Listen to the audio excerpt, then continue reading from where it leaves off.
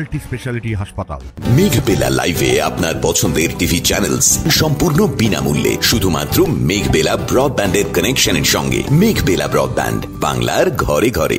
মালদা জেলার হবিপুর থানার ইটাঘাটি সীমান্ত এলাকায় অবৈধভাবে ভারতে প্রবেশের চেষ্টা করতে গিয়ে বিএসএফের হাতে আটক হল এক বাংলাদেশি নাগরিক।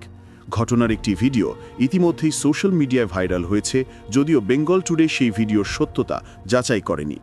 জানা গেছে ওই এলাকায় কাঁটাতার না থাকায় কয়েকজন বাংলাদেশি নাগরিক ভারতে ঢোকার চেষ্টা করছিলেন। সেই সময় গ্রামবাসীদের সহযোগিতায় বিএসএফ তাদের ধাওয়া করে। বাকিরা পালিয়ে গেল, একজনকে হাতে নাতে ধরে ফেলে সীমান্তরক্ষী বাহিনী।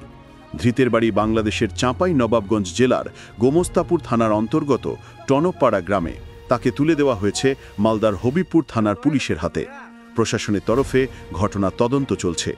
তনুজ জৈনের রিপোর্ট, নিউজ বেঙ্গল টুডে। উত্তর 24 পরগনা ও তার আশপাশের এলাকার মানুষের সেবায় ক্যাথল্যাবের মতো অত্যাধুনিক সুবিধা নিয়ে পরিষেবায় ব্রতী সারদা মাল্টি স্পেশালিটি হাসপাতাল।